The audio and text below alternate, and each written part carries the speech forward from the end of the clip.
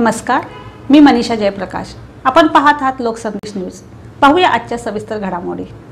पुण्याचे उमेदवार मुरलीधर मोहोळ या घडीला 44,000 मतांनी आघाडीवर असल्याने त्यांच्या विजयाची वाटचाल आता सोपी झाल्याचं समजून येत आहे।